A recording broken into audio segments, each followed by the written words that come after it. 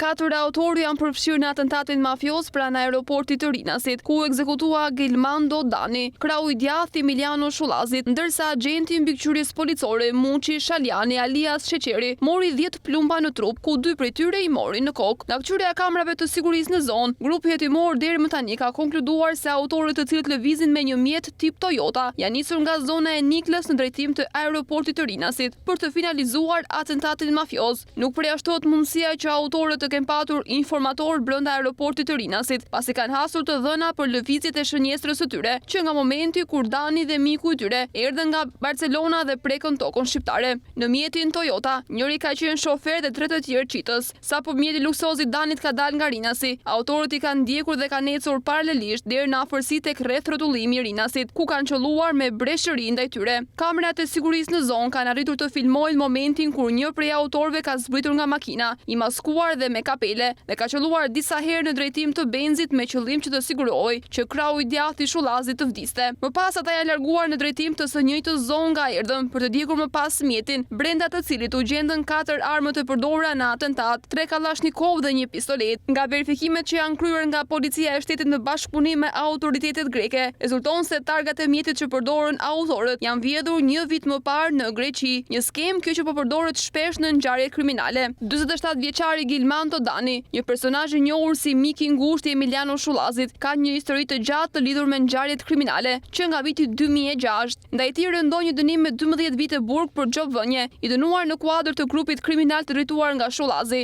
I gjithë grupi Shullazit u dënua me 55 vite burg në vitin 2018, ndërsa arrestimi i tij u bë i mundur në vitin 2016. Në tetor të vitit 2024, ai u lirua nga burgu pas një vendimi gjykate për liri me kusht, për shkak se kishte kryer pjesët më të mëdha të dënimit, prej 12 vite burg për gjobvanje. Gilmando Dani i ka shpëtuar 2 atentateve, një në vitin 2011 dhe një tjetër në vitin 2015, kur ishte në shoqërinë e vet Shullazit.